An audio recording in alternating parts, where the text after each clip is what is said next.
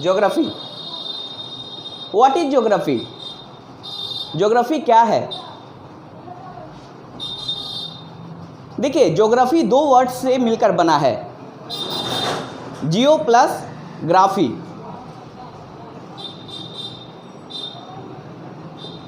जियो plus graphy,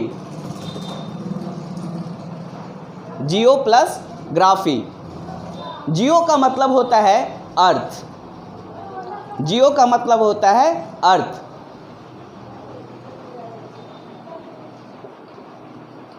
और graphy का मतलब होता है, ग्राफी का मतलब होता है टू स्टडी।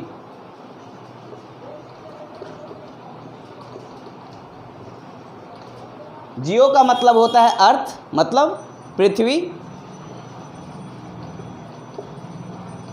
और ग्राफी का मतलब होता है टू स्टडी, यानी अध्ययन करना।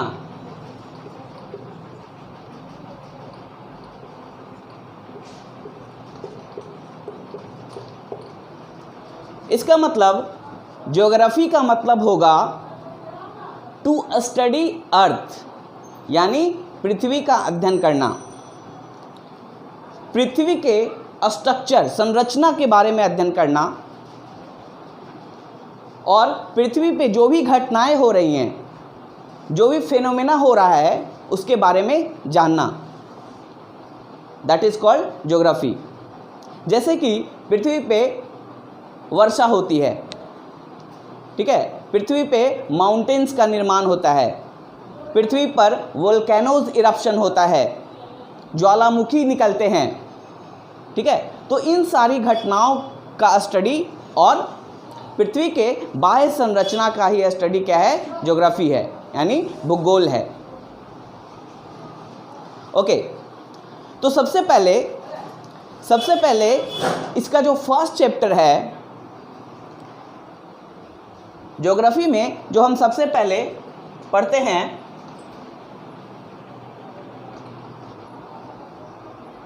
First chapter is the origin and evolution of the earth. The origin and evolution of earth.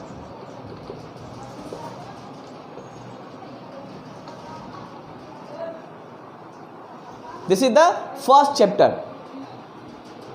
chapter number 1, the origin and evolution of earth। इसका मतलब है, origin का मतलब होता है उत्पत्ति, origin का मतलब होता है उत्पत्ति, और evolution का मतलब होता है विकास।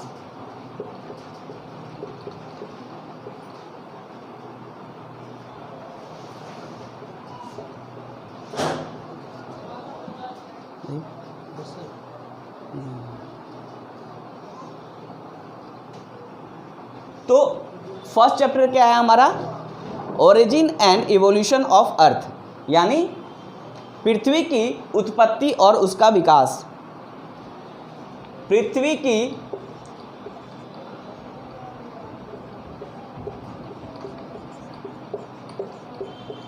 उत्पत्ति और उसका विकास। First chapter is origin and evolution of earth. अब यहाँ पे समझिए, ओरिजिन का क्या मतलब है, उत्पत्ति का क्या मतलब है। देखिए, उत्पत्ति का मतलब है पृथ्वी का जो हम स्ट्रक्चर अभी देख रहे हैं, या पृथ्वी की जो प्रकृति हम देख रहे हैं, वो उसकी उत्पत्ति कैसे हुई, ठीक है, और उसका विकास कैसे हुआ, उसका इवोल्यूशन कैसे हुआ। विकास करने का मतलब, शुरुआत में पृथ्वी किसी दूसरे फॉर्म में थी, ठीक है। पृथ्वी का जो वातावरण है वो आज के वातावरण से बिल्कुल ही भिन्न था।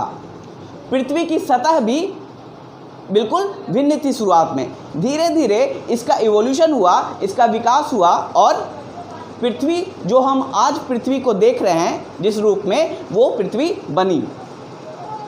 तो इन सारी बातों की चर्चा हम इस पे करेंगे, इस चैप्टर में करेंगे कि कैसे पृथ्वी का निर्माण हुआ, कैसे ब्रह्मांड का निर्माण हुआ, कैसे गैलेक्सीज बनी, कैसे स्टार का फॉर्मेशन हुआ, ठीक है, और पृथ्वी पे जीवन कैसे स्टार्ट हुआ।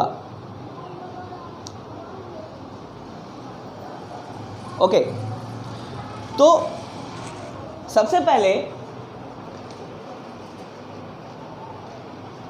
Origin of earth. Origin of earth मतलब कि पृथ्वी का विकास।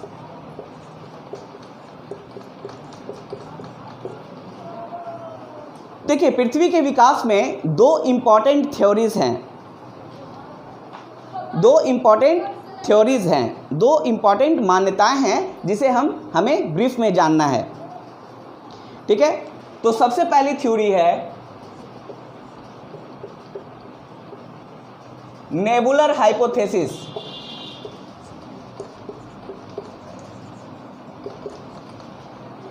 नेबुलर हाइपोथेसिस, पृथ्वी की उत्पत्ति में दो थ्योरीज हैं जो पृथ्वी के ओरिजिन को या फिर यूँ बोलें कि यूनिवर्स के फॉर्मेशन को एक्सप्लेन करता है। वो दो थ्योरीज हैं, पहली थ्योरी है नेबुलर हाइपोथेसिस, और दूसरी थ्योरी जो इंपॉर्टेंट थ्योरी है वो है big bang theory.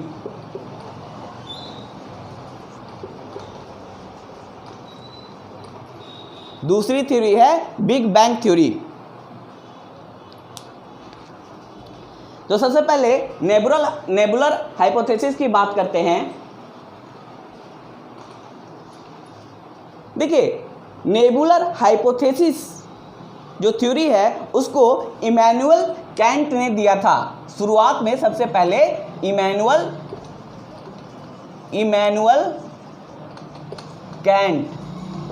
Emmanuel cantt ने इस थ्योरी को दिया था। ये आपके लिए इंपॉर्टेंट है क्योंकि किसी भी कॉम्पिटिटिव एग्जाम में ऑब्जेक्टिव में पूछा जा सकता है कि नेबुलर हाइपोथेसिस की थ्योरी किसने दी।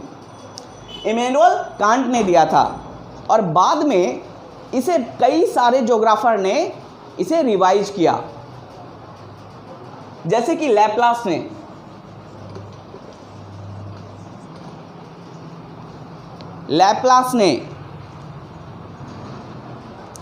उसके बाद चैम्बरलिन ने,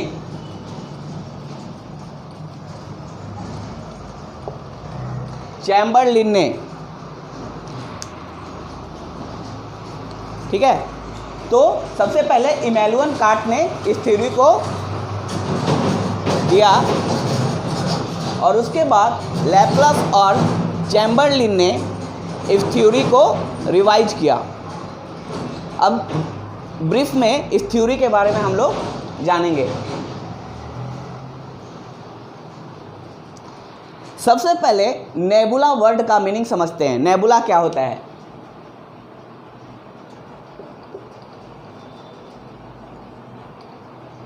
ठीक है, देखिए, नेबुला का मतलब होता है क्लाउड ऑफ गैसेस।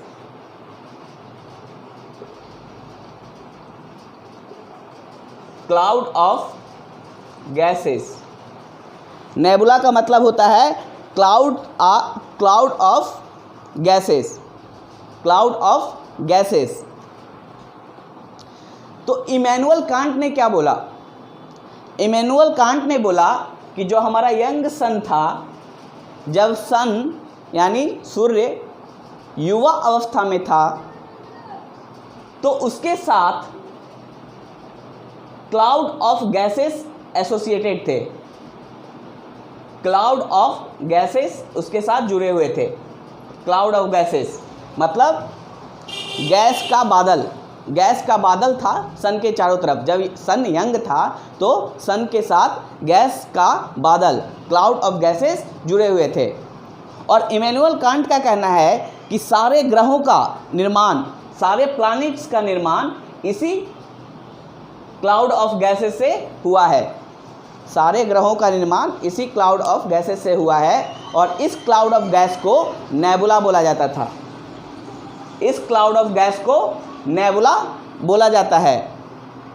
ठीक है, यानी इमैनुअल कांट के अनुसार प्लैनेट्स का फॉर्मेशन नेबुला से हुआ है और वो नेबुला किसके साथ जुड़ा हुआ था? जब सन यंग था तब उसके साथ जो क्लाउड ऑफ गैस जुड़े हुए थे वो नेबुला था। ठीक है, ओके।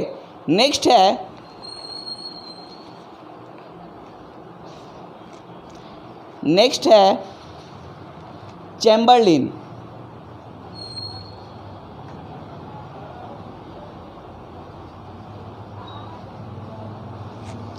नेक्स्ट है,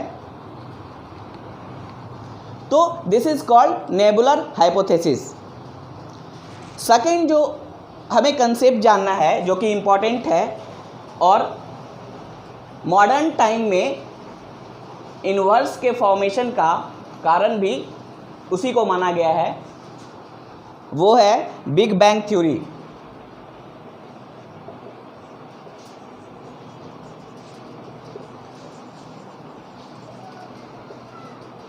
big bang theory modern time में, मतलब आज के समय में, बिग बैंग थ्योरी को ही यूनिवर्स के उत्पत्ति का कारण माना जा रहा है। तो यहाँ पे बिग बैंग थ्योरी हमारे लिए बहुत इंपॉर्टेंट है और बिग बैंग थ्योरी को एडविन हबल ने दिया था। बिग बैंग थ्योरी को एडविन हबल ने दिया था। एडविन हबल ने इसे दिया था।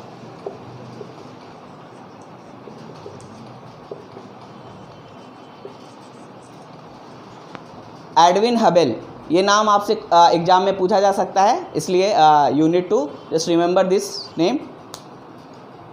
बिग बैंग थ्योरी क्या था? देखिए, according to big bang theory के अनुसार ये यूनिवर्स एक्सपैंड कर रहा है, कंटिन्यूअसली एक्सपैंड कर रहा है, यानी फैल रहा है। ये ब्रह्मांड क्या हो रहा है? फैल रहा है, कंटिन्यूअसली फैल रहा है। जैसे एक बलून में अगर हम एयर फिल करते हैं, हवा भरते हैं, तो बलून फैलना स्टार्ट कर देता है। उसी तरह बिग बैंग थ्योरी क्या बोलता है कि ये यूनिवर्स कंटिन्यूअसली एक्सपैंड कर रहा है। ठीक है, और साथ ही साथ दो गैलेक्सीज के बीच का जो डिस्टेंस है वो भी बढ़ता जा रहा है। ठीक है, तो ये गैलेक्सीज क्या होते हैं? Galaxy is a group of millions of stars. ठीक है, एक गैलेक्सी में मिलियन ऑफ स्टार्स होते हैं और हम जिस पृथ्वी किस गैलेक्सी में आती है? मिल्की वे। पृथ्वी किस गैलेक्सी का पार्ट है? मिल्की वे गैलेक्सी का पार्ट है। ठीक है, और हमसे मिल्की वे गैलेक्सी का सबसे नज़दीक नेबर जो गैलेक्सी है, सबसे नज़दीकी जो गैलेक्सी है, ठीक है, वो है एंड्रोमेडा। तो गैलेक्सी क्या होता है? Galaxy is the collection of millions of star. ठीक है, तो बिग बैंग थ्योरी के अनुसार यूनिवर्स एक्सपैंड कर रहा है और गैलेक्सी के बीच का जो डिस्टेंस है वो बढ़ता जा रहा है। दो गैलेक्सी के बीच का डिस्टेंस बढ़ता जा रहा है, ये बिग बैंग थ्योरी बोलता है। इसको प्रूफ करने के लिए, बिग बैंग थ्योरी को प्रूफ करने के लिए बलून का एग्जाम्पल लिया जाता है। ठीक है, जैसे देखिए, बलून का एग्जाम्पल लिया जाता है। जैसे एक बलून है, इस पे हम 2 पॉइंट मार्क करते हैं, इस पे हम 2 पॉइंट मार्क करते हैं। अगर इस बलून को और फुलाया जाए और इसमें हवा भरा जाए तो ये बलून एक्सपैंड होगा, जैसे यूनिवर्स एक्सपैंड हो रहा है। और साथ ही साथ इस पॉइंट को अगर हम गैलेक्सी माने, इन दोनों पॉइंट को गैलेक्सी का मतलब होता है आकाश गंगा। ठीक है, जो मिलियंस ऑफ स्टार्स, तारों से बना होता है। तो 2 गैलेक्सी अगर इन दोनों को माने तो जब हम बलून को और ज़्यादा फुलाएंगे तो इन दोनों पॉइंट के बीच का डिस्टेंस बढ़ेगा। आप एक बलून पे 2 पॉइंट मार्क करें, ठीक है, उसमें और हवा भरेंगे, जब बलून एक्सपैंड होगा तो वो उन दोनों पॉइंट के बीच का डिस्टेंस भी बढ़ेगा। उसी तरह जब यूनिवर्स एक्सपैंड हो रहा है तो जो 2 गैलेक्सीज हैं उनके बीच का भी डिस्टेंस बढ़ रहा है। आप यहाँ देख सकते हैं।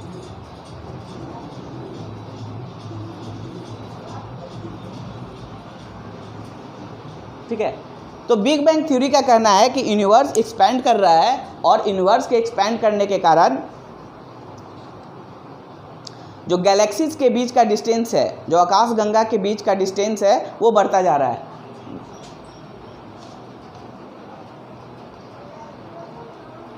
अब देखिए बिग बैंग थ्योरी में बिग बैंग जो स्टेज हुआ, बिग बैंग जो थ्योरी है उसमें बहुत सारे स्टेज थे कैसे यूनिवर्स का निर्माण हुआ। तो सबसे पहला फिनोमेना क्या हुआ? सबसे पहले बिग बैंग कब हुआ? 13.7 billion year ago. Big bang जो फिनोमेना है वो कब हुआ? 13.7 बिलियन ईयर एगो, ठीक है। तो बिग बैंग होने से पहले यानी 13.7 बिलियन ईयर एगो से पहले, 13.7 बिलियन ईयर से पहले यूनिवर्स का जितना भी मैटर है, यूनिवर्स में जितना भी मैटर था वो एक पॉइंट के फॉर्म में था, ठीक है, एक पॉइंट के फॉर्म में था। जितना भी मैटर आपको अभी यूनिवर्स में दिख रहा है वो सारा एक पॉइंट के फॉर्म में था, एक पॉइंट के रूप में था और उसको सिंगुलर एटम बोलते थे। ऐसा था पूरा यूनिवर्स इसी पॉइंट पे कन्फाइंड था, इसी पॉइंट पे था सारा मैटर, ठीक है, और इसको बोलते थे सिंगुलर एटम।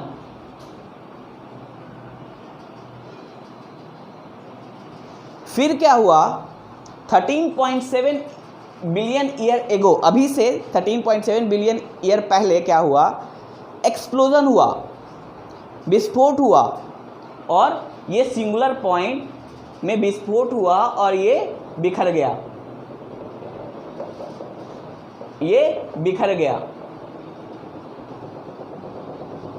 ठीक है, विस्फोट हुआ और ये बिखर गया।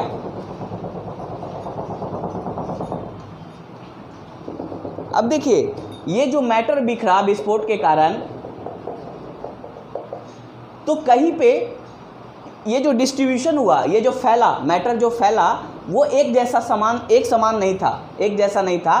कहीं पे बहुत ज़्यादा मैटर जमा हो गए, कहीं पे बहुत ज़्यादा मैटर जमा हो गए और कहीं पे बहुत कम मैटर जमा हुए, कहीं पे बहुत डेंस हो गया, ठीक है, बहुत ज़्यादा घनत्व हो गया उसका और कहीं पे घनत्व बहुत कम हुआ। बहुत ज़्यादा मैटर यहाँ पे जमा हो गए कहीं पे और कहीं पे। इससे क्या हुआ? जहाँ पे बहुत ज़्यादा मैटर था उसका ग्रेविटेशनल फोर्स ज़्यादा था। आपको पता है gravitational force is directly proportional to mass. जितना मास होगा उतना ग्रेविटेशनल फोर्स होगा उस ऑब्जेक्ट का। जो यहाँ पे चूंकि बहुत ज़्यादा मास जमा हो गया तो यहाँ का जो ग्रेविटेशनल फोर्स है वो यहाँ के ग्रेविटेशनल फोर्स से काफ़ी ज़्यादा था। इसके कारण क्या हुआ? ये मास और भी अपनी तरफ और भी मास को खींचने लगा अपने ग्रेविटेशनल फोर्स के कारण, और इसके कारण बहुत ही बड़ा एक गैस का वॉल्यूम क्रिएट हुआ, ठीक है, बहुत बड़ा गैस का एक वॉल्यूम क्रिएट हुआ, ठीक है, जिसको हम गैलेक्सी के नाम से जानते हैं, ठीक है। और इस तरह गैलेक्सीज का निर्माण हुआ।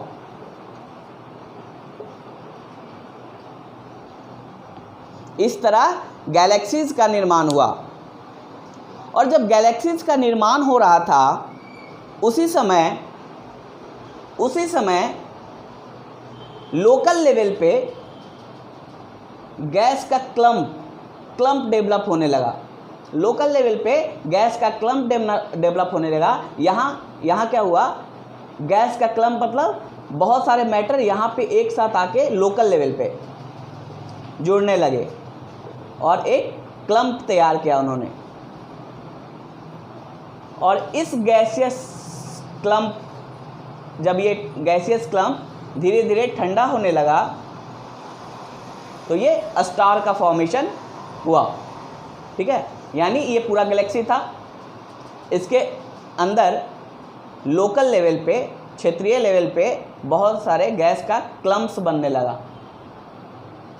मतलब गैसियस पार्टिकल आपस में जुड़ के एक ग्रुप बनाना स्टार्ट कर दिए लोकल लेवल पे, यहाँ पे यहाँ पे यहाँ पे यहाँ पे। तो इस तरह से डिफरेंट स्टार्स का फॉर्मेशन हुआ। ये जब ठंडा हुआ तो डेंस हुआ, ठीक है, डेंस हुआ तो डिफरेंट स्टार्स का फॉर्मेशन हुआ, ठीक है। अब प्लैनेट्स कैसे बने?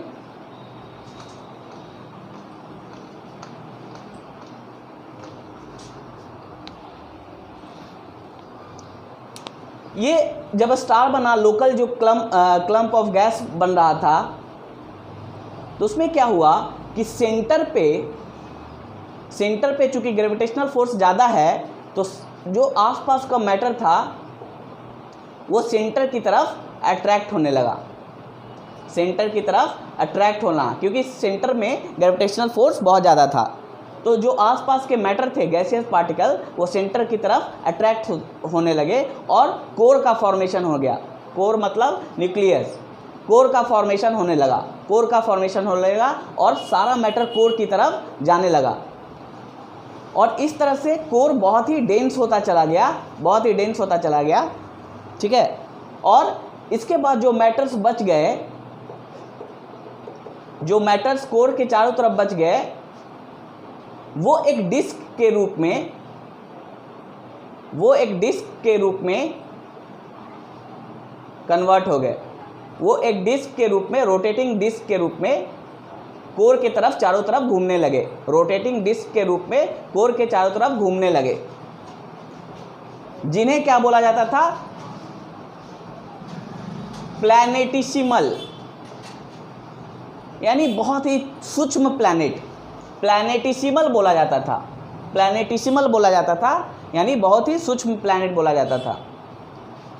अब डिफरेंट प्लैनेटिसिमल जो डिस्क शेप में थे, वो आपस में जुड़कर प्लैनेट का निर्माण किए। डिफरेंट प्लैनेटिसिमल जो कि डिस्क शेप में थे, बहुत ही सूक्ष्म प्लैनेट थे, वो आपस में जुड़कर प्लैनेट का निर्माण उन्होंने किया। और इस जुड़ने के प्रोसेस को कहा जाता है एक्रेशन। इस जुड़ने के प्रोसेस को कहा जाता है एक्रेशन, एक्रेशन यानी जुड़ना। ओके, ये था हमारा बिग बैंग थ्योरी। इस तरह से प्लैनेट का निर्माण हुआ और शुरुआत में प्लैनेट यानी अर्थ, प्लैनेट मतलब ग्रह, उसमें से एक ग्रह था अर्थ। इस तरह से डिफरेंट प्लैनेट का निर्माण हुआ, 9 प्लैनेट का निर्माण हुआ शुरुआत में। अभी 8 ही प्लैनेट है, क्योंकि प्लूटो को बाद में प्लैनेट से बाहर कर दिया गया। तो उसमें से एक प्लैनेट था अर्थ। तो शुरुआत में अर्थ कैसा था? गैसियस गोला था, हॉट गैस का गोला था। जब ये बना तो हॉट गैस का गोला था। धीरे धीरे अर्थ क्या हुआ? ठंडा होता चला गया। और जैसे जैसे अर्थ ठंडा होता चला गया, उसकी डेंसिटी बढ़ती गई, वो सॉलिड के फॉर्म में होता गया और उसकी डेंसिटी बढ़ती गई, ठीक है। और जैसे जैसे डेंसिटी बढ़ती गई, अर्थ के अंदर का टेम्परेचर बढ़ता गया। जैसे जैसे बाहर से अर्थ ठंडा होता गया, वैसे वैसे वो सॉलिड के फॉर्म में होता गया और उसका घनत्व तो बढ़ता गया, और उसके कारण अर्थ के अंदर का टेम्परेचर बढ़ता गया। और अर्थ के अंदर के टेम्परेचर के बढ़ने के कारण अर्थ के अंदर जितने भी मैटर्स थे वो सेपरेट हो गए, ठीक है, वो सेपरेट हो गए और अपनी अपनी डेंसिटी के अनुसार वो सेटल होने लगे। जिनकी डेंसिटी ज़्यादा थी, जिनका घनत्व तो ज़्यादा था, यानी जो भारी थे, वो सेंटर पे जाके सेटल हुए, और जो हल्के मैटर थे, एलिमेंट थे, वो सरफेस पे आ गए, सतह पे आ गए। इसलिए हम अर्थ के अंदर डिफरेंशिएशन क्रिएट हुआ और डिफरेंट लेयर का फॉर्मेशन हुआ। जैसे क्रस्ट, मेंटल, कोर में आयरन क्या हुआ? भारी था, वो कोर में जाके सेटल हो गया, सेंटर पे जाके सेटल हो गया। बाकी जो एलिमेंट थे जैसे सिलिकॉन, एल्युमिनियम, ये सरफेस पे आने लगे, ठीक है, हल्का होने के कारण। तो इस तरह से डिफरेंट लेयर का निर्माण हुआ, जो कि हम ज्योग्राफी में आगे पढ़ेंगे कैसे डिफरेंट लेयर बने। ठीक है, ओके। अब आते हैं एटमॉस्फेयर कैसे बना।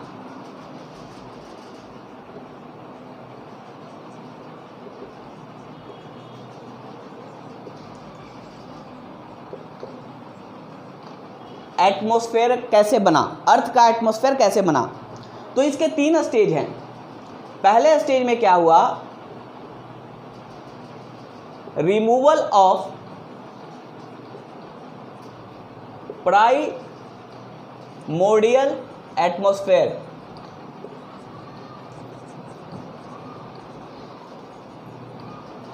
दूसरा स्टेज था डीगैसिंग और तीसरा स्टेज था रिमूवल ऑफ प्राइमोर्डियल एटमॉस्फेयर, दूसरा स्टेज था डीगैसिंग और तीसरा स्टेज जो था वो था मॉडिफिकेशन बाय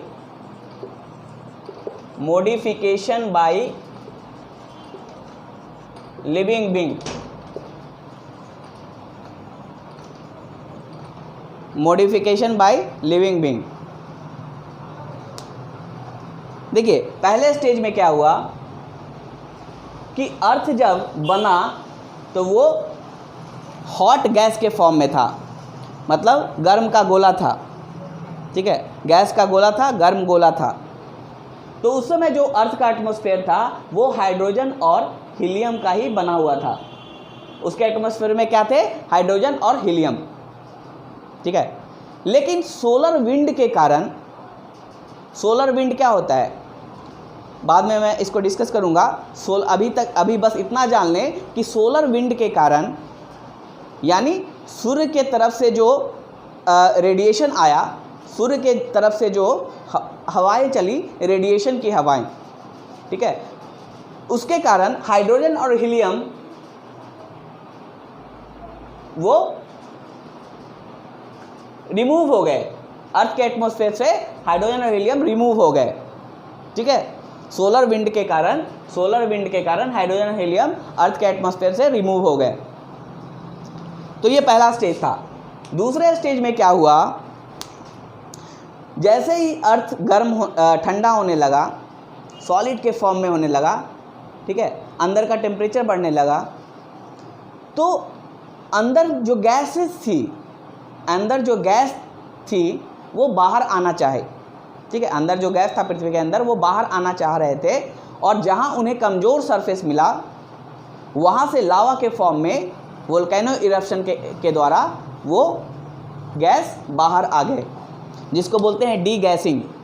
गैस मतलब अर्थ के अंदर जो गैस था वो वोल्केनिक इरप्शन के हेल्प से, यानी ज्वालामुखी के द्वारा वो अर्थ से बाहर आना स्टार्ट कर दिया, और ये कंटिन्यूस प्रोसेस हुआ। इसको कहते हैं डी गैसिंग। इसमें से कौन कौन से गैस आए, नाइट्रोजन, मीथेन, CO2, अमोनिया और बहुत ही कम अमाउंट में ऑक्सीजन। यानी ऑक्सीजन निकला अर्थ के सरफेस से, अर्थ के अंदर से, वो बहुत ही कम अमाउंट में था। अब इससे तो शुरुआत में जो हमारा एटमॉस्फेयर बना अर्थ का, वो उसमें कौन कौन से गैस थे, नाइट्रोजन, मीथेन, CO2, अमोनिया और बहुत ही कम अमाउंट में ऑक्सीजन।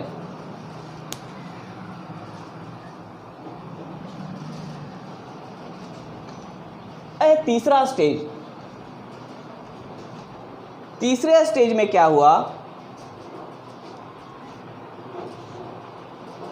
स्टेज में क्या हुआ, मॉडिफिकेशन बाय लिविंग बीइंग।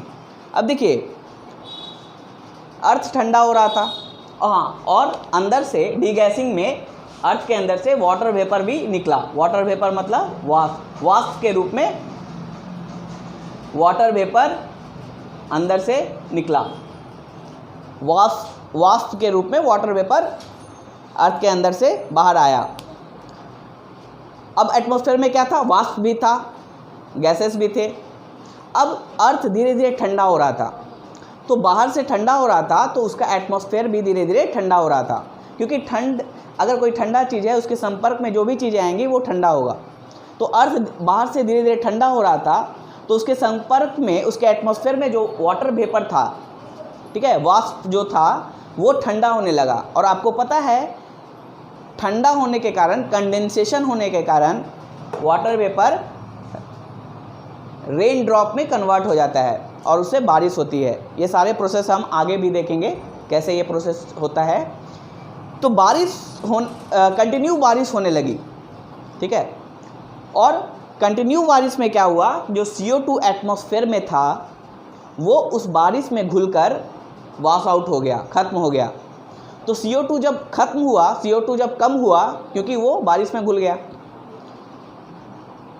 तो टेम्परेचर और कम हुआ क्योंकि CO2 green house effect produce करता है। जब CO2 खत्म होगा तो ग्रीन हाउस इफेक्ट खत्म हो जाएगा। ग्रीन हाउस इफेक्ट क्या होता है, वो टेम्परेचर को बढ़ाता है, यानी CO2 अगर रहेगा तो टेम्परेचर बढ़ेगा। तो CO2 अगर घुल गया पानी में, बारिश के पानी में, इसका मतलब टेम्परेचर कम हुआ। अब टेम्परेचर कम हुआ तो और ज़्यादा कंडेंसेशन हुआ, और ज़्यादा वाटर वेपर रेन ड्रॉप्स में कन्वर्ट हुए और बारिश लगातार होता गया। इससे क्या हुआ, पृथ्वी पे जितने गड्ढे थे सब में पानी भर गया और वो आज हम समुद्र के रूप में देखते हैं। समुद्र में सबसे पहले लाइफ की शुरुआत हुई, फोटोसिंथेसिस हुआ, प्रकाश संश्लेषण की क्रिया हुई समुद्र में सबसे पहले। और उस क्रिया में क्या होता है, CO2 प्लांट लेता है और ऑक्सीजन छोड़ता है। तो उसमें इतना ऑक्सीजन रिलीज हुआ फोटोसिंथेसिस में कि वो ऑक्सीजन एटमॉस्फेयर में रिलीज हुआ और आज 21% हमारा एटमॉस्फेयर में ऑक्सीजन है। That is because of the photosynthesis, ठीक है। तो that is called evolution of atmosphere, यानी हमारे एटमॉस्फेयर, वायुमंडल का विकास कैसे हुआ, हमने समझा इस चीज को, वायुमंडल का विकास कैसे हुआ। अब हम सोलर सिस्टम की बात करते हैं। सोलर सिस्टम की बात करते हैं। What is solar system? सौरमंडल,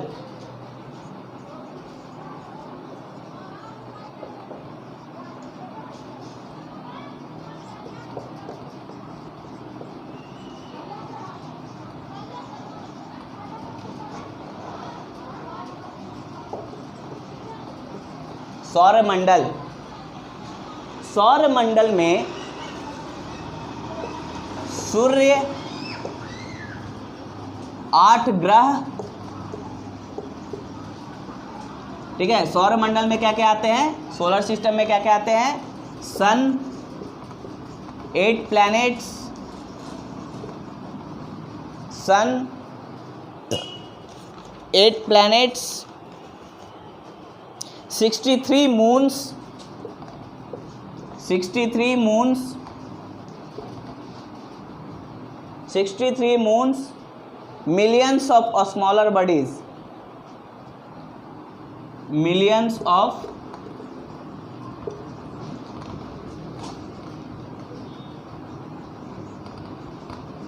smaller bodies like asteroid and comets. comets, asteroid को क्या बोलते हैं,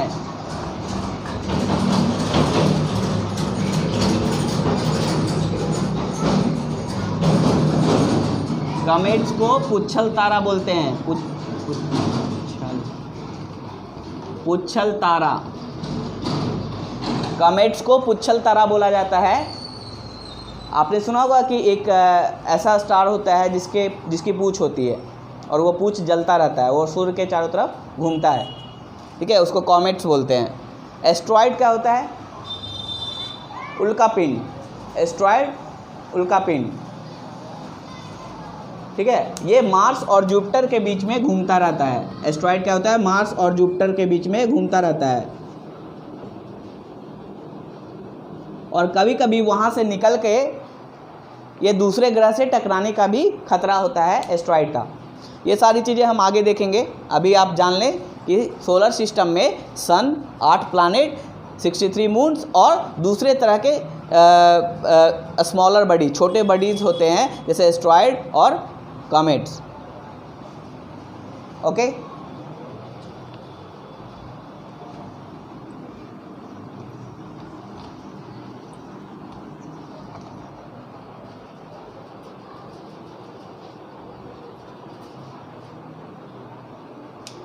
ठीक है।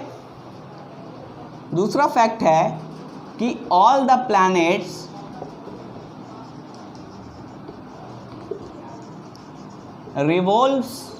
revolve around the sun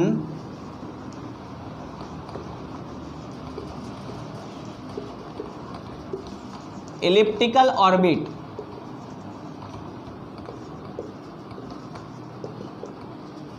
ठीक है।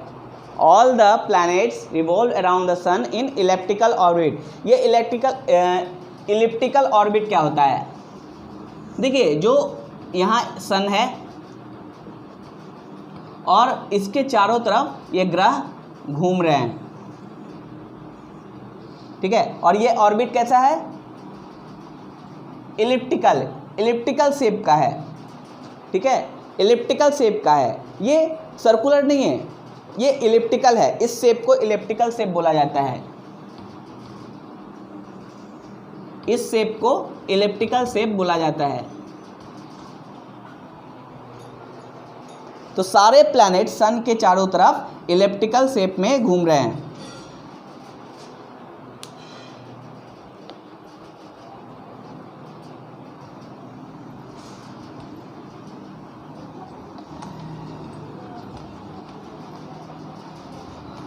अब सबसे पहले हम यहाँ पे सन के बारे में पढ़ेंगे। सन, सूर्य, ठीक है। तो सबसे पहली बात, it is 3 lakh times as big as earth. Sun क्या है? 3 लाख टाइम्स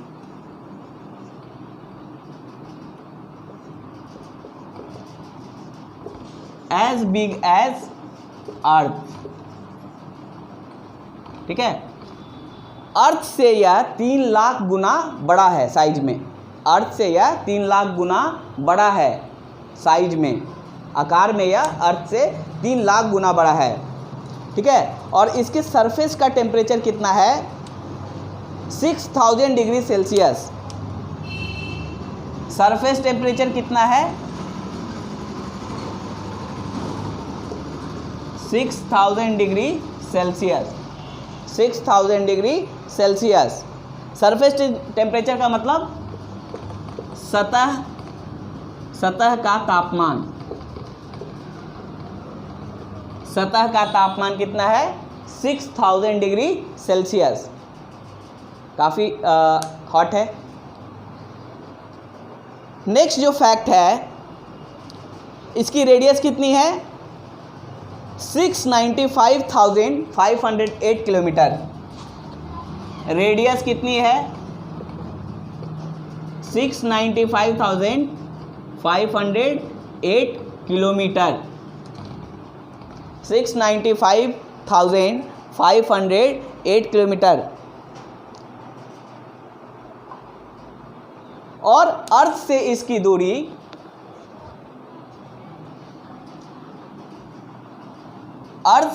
दूरी कितनी है? अर्थ से इसकी दूरी 150 मिलियन किलोमीटर है।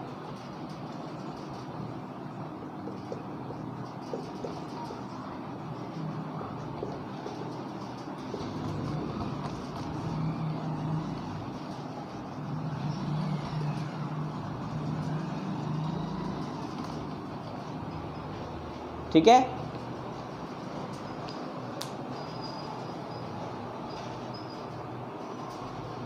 तो ये कुछ फैक्ट हैं जो सन के बारे में हैं।